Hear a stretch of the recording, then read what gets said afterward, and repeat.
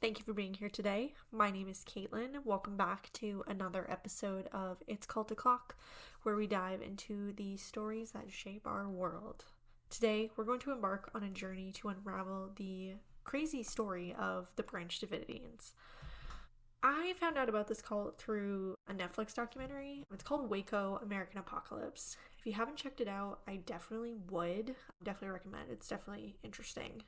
Anyways, let's get into it. So, the Branch Davidians were a religious religious sector originating from the Seventh-day Adventist Church. They gained a lot of attention in the early 1900s due to the tragic events that unfolded in Waco, Texas. But to truly understand the Branch Davidians, we kind of have to start from the beginning. So it all starts out in 1929. Victor Hutef, a Bulgarian immigrant and a Seventh-day Adventist Sabbath school teacher who was from Southern California, claimed that he had a new message for the entire Adventist church. He presented his views in a book called The Shepherd's Rod. The Adventist leadership rejected Hutef's views as contrary to the church's basic teachings, and local church congregations disfellowshipped Hutef and his followers. So basically they were like, bye. In 1934, he established his headquarters to the west of Waco, Texas, and his group became known as the Davidians. In 1942, he renamed the group the General Association of Davidian Seventh-day Adventists. Davidian, which indicated its belief in the restoration of the Davidic Kingdom of Israel. Following Hutef's death in 1955, his wife, Florence, she took over leadership, believing that she was the prophet. She was convinced that an apocalypse would occur in 1959, so a date which is not found in her husband's original writing. She basically gathered a bunch of followers together at Mount Carmel Center and said that she was the prophet and this is what was going to happen. The anticipated events did not occur, so the apocalypse did not happen. And following this disappointment, Benjamin Roden formed another group, which he called the Branch Davidians, and succeeded in taking control of Mount Carmel. The name of this group is an allusion to the branch mentioned in, is it Zechariah? I'm sorry, I'm not super religious. When Benjamin Roden died in 1978, he was succeeded by his wife, Lois Roden. Members of the Branch Davidians were torn between allegiance to Ben's wife or to his son George. After Lois died, George assumed the right to the presidency. However, less than a year later, Vernon Howell rose to power and became the leader over the group. He became the leader of the group, basically. So in 1981, a young man named Vernon Howell, who is later known as David Koresh, came to New Mount Carmel and studied the biblical prophecy under Lois Roden. By the end of 1983, Howell had gained a group of followers, and they separated from Lois's organization to form a new organization by the name the Branch Davidian Seventh-day Adventist Association. It's a mouthful. Meanwhile, Lois continued to operate the Branch Davidian Seventh-day Adventist Association from Mount Carmel Center near Waco. It is notable that Howell's group and the Branch Davidians were two separate organizations with different leaders and different names operating from different locations from 1983 forward. It was not until 1987, after Lois had died, that Howell filed a document claiming to be the president of the Branch Davidian Seventh-day Adventist Association, even though he had been leading a competing group for several years. Also, in 1987, Koresh and some other followers went to Mount Carmel Center and engaged in a shootout with George Roden that eventually resulted in Koresh occupying the land. So, David Koresh was born Vernon Wayne Howell on August 17th, 1959 in Houston, Texas. He was born to 20-year-old Bobby Wayne Howell and 14-year-old Bonnie Sue Clark. Yeah. Before Koresh was born, his father met another teenage girl and abandoned Bonnie Sue.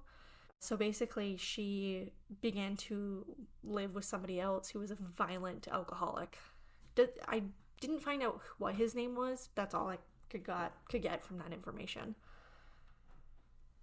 Other students, so for David Koresh, for his childhood, there wasn't much about it except he was teased a lot when he was younger. He was teased for being dyslexic, and they gave him a nickname. Now, this is what they said. They gave him the nickname, quote, Mr. Retardo, end quote. Again, that's what they said. So, during the Waco siege, Koresh actually opened up to the FBI negotiators and told them about his childhood and how it had been lonely. So that's actually how this information is known. So Koresh joined the Branch Davidians when he was 22 years old, and he soon became enmeshed in an affair with the group's president, Lois Roden, who at that time, she was in her 60s. He reportedly told her he was destined to father a child with her. Sorry, I don't mean to laugh. He tried to seize control of the group after Lois passed away, which we just kind of talked about. And he literally fought George for control. Basically what happened was Koresh wanted to take over. He actually eventually shot Roden in the chest. And Koresh was tried for attempted murder, but it was let go after a mistrial. So there was about 85 members of the cult. It's kind of hard to see how many members. Some say like 80, some say 85, so we'll just say 85, but between 80 and 85. Anyways, people liked the message that David had to offer. Remember Kathy Schroeder said she was looking for faith, and that's when she met David. She didn't really go into a lot of detail about how she met David, but basically she met him, she liked what he had to say, and she decided to move to Texas to be a part of the cult. Another former member named David Thibodeau, he met Koresh at a guitar center. It was known that Koresh was really big into music and guitars. Koresh told David stuff about his faith, and David really liked the sound of it, so he decided to join the cult as well. The Davidians were very well educated. Koresh's deputy had a theology degree, and another was an attorney. So the biggest question is, what did they believe? They believed that the Bible is the literal word of God, and that the prophecies in the book will be fulfilled. One of the more important beliefs was the Bible's book of Revelation, which they believed one of the more important books was the Bible's book of Revelation, which detailed the end of the world. The Davidians believed that at that time, God would judge everyone, punishing the sinners and rewarding the good in a special kingdom. Quote, "We don't perhaps use the same terminology or get into all conspiracy theories that some people that promote the idea promote," end quote, said former member Clive Doyle. Quote, "But on the other hand, we do believe that the devil is in control of the nations of the world and that they are merging towards what the Bible calls Babylon the Great," end quote. During his time leading Mount Carmel, Koresh took as many as 19 wives, many of whom were underage, and he reportedly fathered 13 children with them. His only legal wife was Rachel Jones, whom Koresh had married when she was just 14 years old. There was physical and sexual abuse in the cult. Koresh acknowledged on a videotape sent out of the compound during the standoff that he had fathered more than 12 children by several wives who were as young as 12 or 13 when they became pregnant. 2 years after the fire, ex-member Kiri Jewell told investigators that she was sexually molested by Koresh in a motel room when she was just 10 years old. Along with that, physical abuse was a common occurrence, and there was also no running water or indoor plumbing on the compound. No attempt was made to provide any of the children with an education. Koresh made sure they were completely isolated from the outside world. Koresh also brainwashed the children into thinking everyone outside of the cult was evil, and he prepared them for what he described as a final battle that would end the world and bring them eternal glory. Koresh threatened to kill the children after his resurrection if they helped the, quote, bad guys, end quote. Some survivors state that Koresh basically told them they were going to have to die for him. So, tensions between the Branch Davidians and law enforcement escalated in February 1993 when the Bureau of Alcohol, Tobacco, Firearms, and Explosives, the ATF, attempted to execute a search warrant at the compound. The botched raid resulted in a shootout which left several dead on both sides. So it all kind of starts on February 28th, 1993. ATF agents obtained a warrant to arrest Koresh and seize the firearms on the property. Everything was all set up on how the ATF was going to do this when a news reporter got lost trying to find the compound. The news reporter asked a mailman who was out, doing his job, how to get to Mount Carmel. He basically explained to the mailman that the cult was going to get raided and Koresh was going to get arrested. Little did this reporter know that the mailman is actually a member of the cult. His name was David Jones, and he goes and tells Koresh what's about to go down. Koresh basically states, quote, "The time has come," end quote, and gets prepared for what's about to happen. So the ATF have an agent that is undercover in the cult, and the agent warns them that Koresh knows about the raid. At that point, the ATF decide to go forward with the raid, and they're not really sure what's going to happen, but they decide to go forward with it. That first day, it's a shit show, to say the least. Armed men surround the building, and Koresh goes outside and basically tells them to go away. Obviously, they don't, so Koresh goes back inside, and that's when the shooting starts. It's absolute chaos. Nobody seems to know who started the shooting, if it was Koresh or if it was the ATF. Nobody really knows who started. But basically, there's bullets flying everywhere. So many people and officers got hurt this day. It was an absolute mess. Members and children of the cult watched family members get shot. One reporter, he basically said it was just raining bullets at one point. After this, the FBI and the cult are in a standoff that lasted 51 days. During that time, federal agents camped outside the compound and attempted to negotiate with Koresh. Koresh had previously allowed a few children to leave the compound, so the FBI offered to deliver milk to the compound if more were released. Koresh refused that deal, but the FBI sent in milk anyway and got something else from the delivery. They planted listening bugs in the milk cartons and their styrofoam containers. Basically, they did this so they were able to see what was going on inside. They actually got some kind of disturbing conversations that happened within the cult.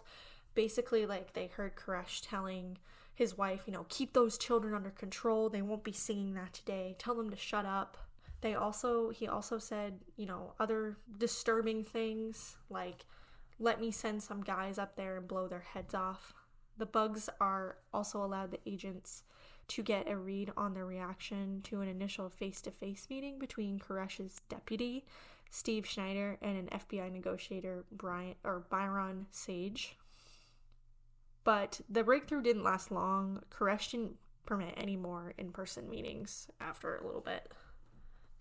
So, what followed a 51-day standoff between the Branch Davidians and federal agents basically ended in a tragic end. At approximately 6 a.m. on April 19th, 1993, the FBI began spraying tear gas into the complex. Soon thereafter, the Branch Davidians began firing weapons. For more than 5 hours, armored vehicles, some of which punctured holes into walls, deposited 400 tear gas canisters inside the compound. That happened around 11:40 a.m. So about 25 minutes later, the Branch Davidians then set several fires. And at 12:25 p.m., gunfire was heard inside the compound. Due to safety concerns, firefighters were not allowed into the area for another 15 minutes. By that time, the compound was beyond saving. It was completely engulfed in flames. 9 people did manage to escape, but the rest died. Investigators found 75 bodies, 25 of which belonged to children. A number of the deceased had been fatally shot, including Koresh, while some of the wounds appeared to be self-inflicted, others did not. The Waco siege remains one of the most controversial incidents in American history. It sparks debates about religious freedom, government overreach, and the use of force. To this day, questions still linger about the decisions made by both the Branch Davidians and law enforcement. But amidst the tragedy, the story of the Branch Davidians serves as a cautionary tale about the dangers of extremism, the complexities of religious belief, and the need for dialogue and understanding in a diverse society. The group didn't completely die out after the Waco debacle. 9 Davidians escaped the fire, and the group still hasn't completely dissolved. A new group formed called Branch the Lord Our Righteousness, with a new compound in the old Waco space. They have a new leader. Some Davidians were still meeting regularly for Bible study in 2013, and some believed Koresh might return from the dead to lead them again. Quote, "David came to give us a message and a hope," end quote. One survivor, Sheila Martin, she told People magazine this. She also said, quote, "We hope to see him again. Our regret is only that we didn't serve God better," end quote. So yeah, that is the story of the Branch Davidians and the Waco siege. That is the end of our story today. I hope you guys enjoyed. Definitely check out the Netflix documentary Waco American Apocalypse. It's very good. I hope you guys enjoyed. If you want to listen to more episodes, you can find me on Spotify, Apple Podcasts, and YouTube every Wednesday. Until next time, guys, stay safe out there, and I will see you next time.